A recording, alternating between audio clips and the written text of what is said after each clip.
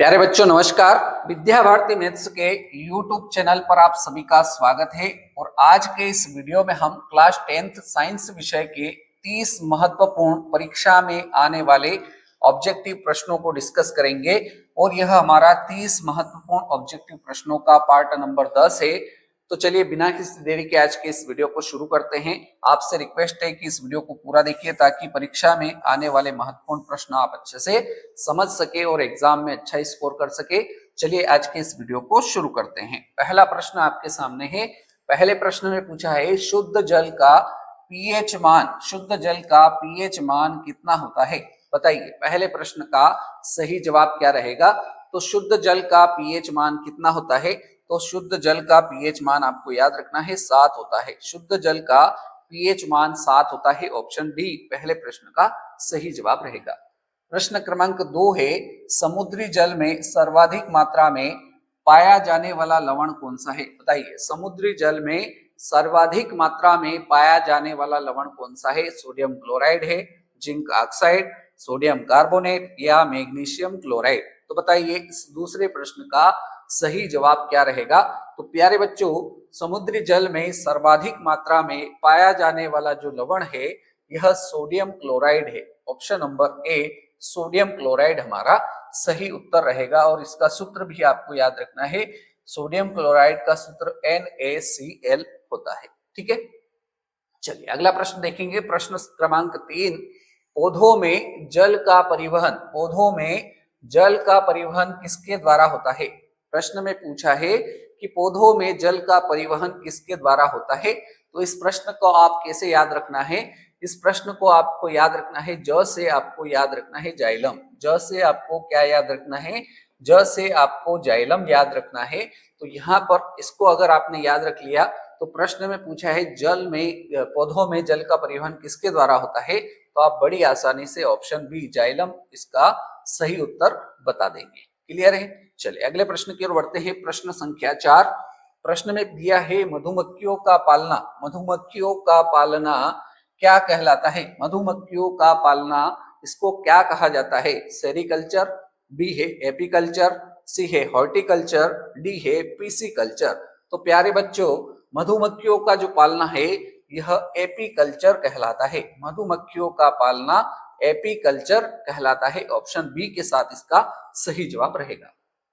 आगे बढ़ेंगे प्रश्न संख्या 5 की ओर। मनुष्य की मुख गुहा में किसका पाचन प्रारंभ होता है? बताइए मनुष्य की मुख गुहा में किसका पाचन प्रारंभ होता है?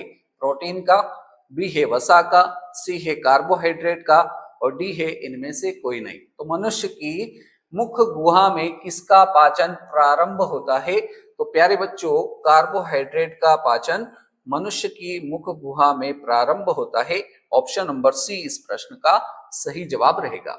अगला प्रश्न देखेंगे। प्रश्न संख्या 6 प्रश्न क्रमांक 6 में दिया है सूर्य की सतह का ताप कितना होता है? सूर्य की जो सतह होती है उसका ताप पूछा है कितना होता है? पहला विकल्प है 600 केल्विन, बी है 2000 केल्विन, सी है 6000 केल्विन और डी है 7000 केल्विन? तो बताइए इस प्रश्न संख्या 6 का सही उत्तर क्या रहेगा। तो याद रखिए सूर्य की जो सतह का ताप होता है यह ताप 6000 केल्विन होता है। सूर्य की सतह का ताप कितना होता है? 6000 केल्विन आपको याद रखना है। ऑप्शन सी के साथ इसका सही उत्तर रहेगा। अगला प्रश्न आपके सामने है। प्रश्न संख्या 7 पदार्थ की यहाँ पर चतुर्थ अवस्था पूछी है। पदार्थ की चतुर्थ अवस्था कौन सी है? तो आपने अभी तक पदार्थ की मुख्य रूप से 3 अवस्थाएं पढ़ी होगी। पहली ठोस, दूसरी द्रव और तीसरी गैस। लेकिन प्रश्न में चतुर्थ अवस्था पूछी है। तो प्यारे बच्चों पदार्थ की चतुर्थ अवस्था को प्लाज्मा कहा जाता है। पदार्थ की चतुर्थ अवस्था को प्लाज्मा कहा जाता है। ऑप्शन डी के साथ हमारा सही जवाब रहेगा। अगला प्रश्न आपके सामने है। प्रश्न संख्या 8 एलपीजी में कौन सी गैस मुख्य रूप से होती है? बताइए एलपीजी में कौन सी गैस मुख्य रूप से होती है? पहला विकल्प है मीथेन, ब्यूटेन, SO2 और डी दिया है CO2। तो बताइए एलपीजी में कौन सी गैस मुख्य रूप से होती है? तो प्यारे बच्चों याद रखिए एलपीजी में मुख्य रूप से जो गैस होती है वो ब्यूटेन होती है। और ब्यूटेन का सूत्र क्या होता है? तो ब्यूटेन का सूत्र आपको याद रखना है C4H10 जो है यह ब्यूटेन का सूत्र होता है। मीथेन का सूत्र आपको पता है, मीथेन का सूत्र क्या होता है? CH4 होता है। तो प्रश्न 8 का ऑप्शन बी ब्यूटेन सही जवाब रहेगा। अगला प्रश्न आपके सामने है, प्रश्न संख्या 9। जीवाणु की खोज बताना है किसने की थी? जीवाणु की खोज किसने की थी? तो याद रखिए जीवाणु की खोज की थी ल्यूमेनहॉक ने। ऑप्शन नंबर डी जो रहेगा इस प्रश्न का सही जवाब रहेगा। अगले प्रश्न की ओर बढ़ते हैं, प्रश्न संख्या 10। प्रश्न में दिया है नवजात शिशु में हड्डियों की संख्या कितनी होती है? बताइए, आंसर कमेंट करिए। नवजात शिशु में हड्डियों की संख्या कितनी होती है? 200, 206, 300 या फिर 350? तो हमारा सही जवाब क्या रहेगा? तो याद रखिए नवजात शिशु में हड्डियों की संख्या अगर आपसे एग्जाम में पूछी जाती है तो हमारा सही जवाब ऑप्शन नंबर सी हो जाएगा। नवजात शिशु में हड्डियों की संख्या 300 होती है। अगर आपसे एग्जाम में पूछा जाता है कि वयस्क मनुष्य में हड्डियों की संख्या, वयस्क मनुष्य में हड्डियों की संख्या कितनी होती है? तो आपको 206 बताना है।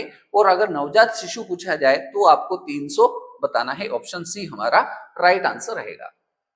अगला प्रश्न देखिए, प्रश्न क्रमांक 11। प्रश्न में पूछा है सबसे हल्का तत्व कौन सा है? बताइए, इनमें से सबसे हल्का तत्व कौन सा है? पहला विकल्प है हाइड्रोजन, बी है हीलियम, सी है लिथियम और डी है सोडियम। तो इनमें से सबसे हल्का तत्व कौन सा है? तो सबसे हल्का तत्व जो है हाइड्रोजन है। सबसे हल्का तत्व कौन सा है? हाइड्रोजन है। और हाइड्रोजन का प्रतीक क्या होता है? H होता है। ऑप्शन नंबर ए हमारा सही उत्तर रहेगा। आगे बढ़ेंगे प्रश्न संख्या 12 की ओर। प्रश्न संख्या 12 है सूर्य की ऊर्जा उत्पन्न किसके द्वारा होती है? सूर्य की ऊर्जा किसके द्वारा उत्पन्न होती है? आयनन के द्वारा, बी है नाभिकीय संलयन के द्वारा, सी है नाभिकीय विखंडन के द्वारा और डी है ऑक्सीजन के द्वारा।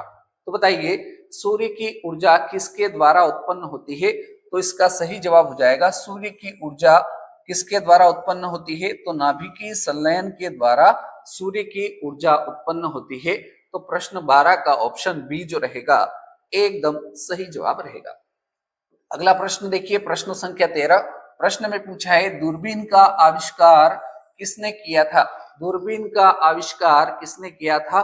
तो यह प्रश्न हमें पता होगा। दूरबीन का आविष्कार गैलीलियो ने किया था। गैलीलियो ने दूरबीन का आविष्कार किया था। ऑप्शन ए हमारा सही जवाब रहेगा।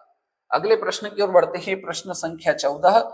नाभिकीय रिएक्टर में भारी जल का प्रयोग किस रूप में होता है? बताइए, नाभिकीय रिएक्टर में जो भारी जल होता है उसका प्रयोग किस रूप में होता है?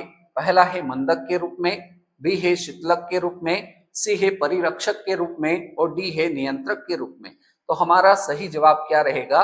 याद रखिए नाभिकीय रिएक्टर में जो भारी जल होता है इसका प्रयोग मंदक के रूप में किया जाता है। किसके रूप में किया जाता है? मंदक के रूप में किया जाता है। ऑप्शन ए हमारा सही जवाब रहेगा। और भारी जल का सूत्र अगर आपसे एग्जाम में पूछा जाए तो इसका सूत्र होता है D2O। ऑप्शन नंबर जो ए रहेगा इस प्रश्न का सही जवाब रहेगा। चलिए अगला प्रश्न आपके सामने है, बताइए इसका आंसर क्या रहेगा? प्रश्न संख्या 15। प्रेशर कुकर में भोजन कम समय में तैयार हो जाता है, इसका कारण क्या है? बताइए, आंसर कमेंट करिए। प्रेशर कुकर में भोजन कम समय में तैयार होने का कारण क्या है? पहला विकल्प है जल का क्वथनांक बढ़ जाता है, बी दिया है जल का क्वथनांक घट जाता है, सी है भोजन कम ऊष्मा लेता है और डी है इनमें से कोई नहीं। तो इसका सही जवाब क्या रहेगा? तो प्रेशर कुकर में भोजन कम समय में तैयार होने का जो कारण है जल का क्वथनांक बढ़ जाता है, जिसके कारण से भोजन जल्दी तैयार हो जाता है। तो ऑप्शन नंबर ए हमारा बिल्कुल सही जवाब रहेगा। आगे बढ़ेंगे प्रश्न संख्या 16 की ओर। 16 प्रश्न नंबर में दिया है हाइड्रोजन के समस्थानिकों की संख्या बताना है कितनी है? हाइड्रोजन के समस्थानिकों की संख्या कितनी होती है? 1, 2, 3 या फिर 5? तो प्यारे बच्चों याद रखिए हाइड्रोजन के समस्थानिकों की जो संख्या होती है वो कितनी होती है? 3 होती है। ऑप्शन नंबर सी जो रहेगा इस प्रश्न का सही जवाब रहेगा। प्रश्न संख्या 17। इसमें दिया है मानव आमाशय में पाया जाने वाला अम्ल कौन सा है, मनुष्य के आमाशय में कौन सा अम्ल पाया जाता है। तो याद रखिए मानव आमाशय में पाया जाने वाला अम्ल जो है हाइड्रोक्लोरिक अम्ल है, HCl इसको कहा जाता है। विकल्प ए इस प्रश्न का सही जवाब रहेगा। आगे बढ़ेंगे प्रश्न संख्या 18 की ओर। प्रश्न में पूछा है सूखी बर्फ क्या है, बताइए सूखी बर्फ क्या है। ठोस कार्बन डाइऑक्साइड है, द्रव कार्बन डाइऑक्साइड है, बर्फ के क्यूब और बुरादा है, डी है इनमें से कोई नहीं। तो प्यारे बच्चों याद रखिए सूखी बर्फ जो है यह ठोस कार्बन डाइऑक्साइड है। सूखी बर्फ क्या है, ठोस कार्बन डाइऑक्साइड है। ऑप्शन नंबर ए इस प्रश्न का सही जवाब रहेगा। आगे बढ़ेंगे अगले प्रश्न की ओर। प्रश्न संख्या 19। प्रश्न में पूछा है रक्त समूह की खोज किसने की थी, बताइए रक्त समूह की खोज किसने की थी। तो याद रखिए रक्त समूह की जो खोज की थी वो की थी लैंड स्टीनर ने। लैंड स्टीनर ने रक्त समूह की खोज की थी। तो यहाँ पर प्रश्न संख्या 19 का सही जवाब ऑप्शन नंबर ए के साथ रहेगा। आगे बढ़ेंगे प्रश्न संख्या 20 की ओर। प्रश्न में पूछा है दांतों तथा हड्डियों में, दांतों और हड्डियों में पाया जाने वाला तत्व कौन सा है। दांतों और हड्डियों में कौन सा तत्व पाया जाता है। तो याद रखिए दांतों और हड्डियों में जो तत्व पाया जाता है वह तत्व कैल्शियम और फास्फोरस पाया जाता है। तो प्रश्न संख्या 20 का ऑप्शन नंबर सी जो रहेगा सही उत्तर रहेगा। अगले प्रश्न की ओर बढ़ते हैं। प्रश्न संख्या 21। प्रश्न में पूछा है किस विटामिन का संबंध रक्त का थक्का बनाने से है, बताइए कौन सा विटामिन ऐसा है जिसका संबंध रक्त का थक्का बनाने से है। विटामिन ए का, विटामिन बी का, विटामिन सी का या फिर विटामिन के का। तो प्यारे बच्चों किस विटामिन का संबंध रक्त का थक्का बनाने से है। तो विटामिन के का संबंध रक्त का थक्का बनाने से है। ऑप्शन डी जो रहेगा विटामिन के बिल्कुल सही जवाब रहेगा। आगे बढ़ेंगे प्रश्न संख्या 22 की ओर। प्रश्न संख्या 22 में पूछा है तारपीन का तेल किससे प्राप्त होता है, बताइए तारपीन का तेल किससे प्राप्त होता है। तो हमें याद रखना है जो तारपीन का तेल है यह किससे प्राप्त होता है। तो यह चीड़ से प्राप्त होता है। ऑप्शन डी हमारा सही आंसर रहेगा। प्रश्न संख्या 23। प्रश्न में दिया है मिनी माता रोग, मिनी माता रोग किस कारण से होता है, बताइए मिनी माता रोग किसके कारण से होता है। पारे के कारण, शीशे के कारण, कैडमियम के कारण या फिर जस्ते के कारण। तो प्यारे बच्चों याद रखिए मिनी माता रोग जो होता है यह पारे की अधिकता से होने वाला रोग है। तो इस प्रश्न का सही जवाब पारा हो जाएगा। ऑप्शन ए सही जवाब रहेगा। पारे का संकेत Hg होता है, इसको मरकरी भी कहा जाता है। और पारे का परमाणु क्रमांक भी एग्जाम में पूछा गया है। तो पारे का परमाणु क्रमांक भी आपको याद रखना है। पारे का जो परमाणु क्रमांक होता है 80 होता है। ठीक है, चलिए आगे प्रश्न की ओर बढ़ते हैं। प्रश्न संख्या 24। प्रश्न में पूछा है पौधों में वृद्धि के लिए कितने आवश्यक तत्वों की जरूरत होती है। पौधों में वृद्धि के लिए कितने पोषक तत्वों की जरूरत होती है। 6 की, 10 की, 16 की या फिर 21 तत्वों की। तो प्यारे बच्चों इस प्रश्न का सही जवाब क्या रहेगा, आंसर कमेंट करिए।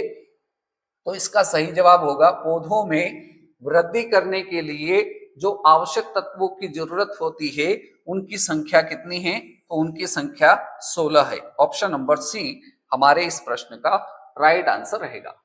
अगला प्रश्न देखिए प्रश्न संख्या 25। काफी इंपॉर्टेंट प्रश्न है। बेकिंग सोडा का रासायनिक नाम पूछा है। बेकिंग सोडा का रासायनिक नाम बताइए क्या है। सोडियम कार्बोनेट है, सोडियम बाइकार्बोनेट है, सोडियम क्लोराइड है या सोडियम नाइट्रेट है। तो बताइए इस प्रश्न का सही जवाब क्या रहेगा। सोडियम क्लोराइड सोडियम बाइकार्बोनेट जो होगा यह बेकिंग सोडा का रासायनिक नाम हो जाएगा। ऑप्शन नंबर बी हमारा सही उत्तर हो जाएगा। और इसका सूत्र क्या होता है, इसका सूत्र होता है NaHCO3। यह सोडियम बाइकार्बोनेट का सूत्र होता है जिसको बेकिंग सोडा भी कहा जाता है। अगले प्रश्न की ओर बढ़ते हैं। प्रश्न संख्या 26। प्रश्न में दिया है किसकी उपस्थिति के कारण जो चूने का पानी होता है वो दूधिया हो जाता है। किसकी उपस्थिति के कारण चूने का पानी दूधिया हो जाता है। कार्बन डाइऑक्साइड के कारण, बी है नाइट्रोजन के कारण, सी है ऑक्सीजन के कारण और डी है सल्फर डाइऑक्साइड के कारण। तो बताइए इसकी उपस्थिति के कारण चूने का रंग दुधिया हो जाता है। तो चूने का रंग जो है दुधिया कार्बन डाइऑक्साइड की उपस्थिति के कारण होता है। तो हमारा सही जवाब कार्बन डाइऑक्साइड ऑप्शन ए बिल्कुल राइट आंसर रहेगा।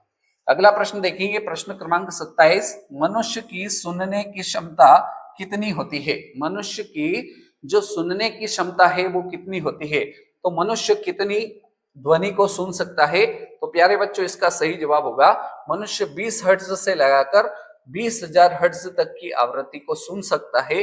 विकल्प बी जो रहेगा इस प्रश्न का सही उत्तर रहेगा। अगले प्रश्न की ओर बढ़ते हैं, प्रश्न संख्या 28। प्रश्न में पूछा है विटामिन क्या होते हैं? बताइए विटामिन क्या होते हैं? कार्बनिक यौगिक होते हैं, अकार्बनिक यौगिक होते हैं, जीवित जीव होते हैं या इनमें से कोई नहीं? तो हमारा जवाब होगा विटामिन जो होते हैं यह कार्बनिक यौगिक होते हैं। ऑप्शन नंबर ए प्रश्न संख्या 28 का सही जवाब रहेगा। अगले प्रश्न की ओर बढ़ते हैं, प्रश्न संख्या 29। प्रश्न में पूछा है भोजन के किस वर्ग में प्रति यूनिट कैलोरी की मात्रा सर्वाधिक किसमें होती है? भोजन के किस वर्ग में प्रति यूनिट कैलोरी की मात्रा सर्वाधिक किसमें होती है? विटामिन में, वसा में, कार्बोहाइड्रेट में या फिर प्रोटीन में? तो इसका सही जवाब क्या होगा? वसा में इसकी मात्रा सर्वाधिक होती है। ऑप्शन बी वसा हमारा सही उत्तर रहेगा। और आज के इस वीडियो का हमारा अंतिम प्रश्न है प्रश्न संख्या 30। प्यारे बच्चों इसमें पूछा है मानव शरीर की सबसे बड़ी ग्रंथि कौन सी है? मानव शरीर की सबसे बड़ी ग्रंथि पूछी है कौन सी है? पहला विकल्प है यकृत, बी है अग्नाशय, सी है अवटुग्रंथि और डी है आमाशय।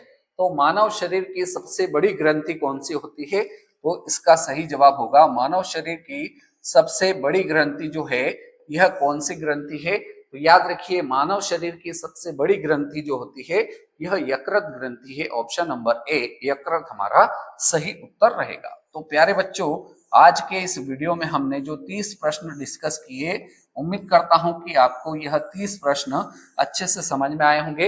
यदि वीडियो पसंद आया हो तो इस वीडियो को ज्यादा से ज्यादा लाइक करिए, शेयर करिए। अभी तक चैनल पर नए हो तो चैनल को सब्सक्राइब कर लीजिए। और यदि आपने इसके बाकी भाग नहीं देखे हैं तो वीडियो के डिस्क्रिप्शन में जाइए, वहां पर आपको प्लेलिस्ट की लिंक मिलेगी जहां से आप इसके एक से लगाकर बाकी भागों को देखकर अपनी साइंस की क्लास 10th साइंस की बहुत ही शानदार तैयारी कर सकते हैं।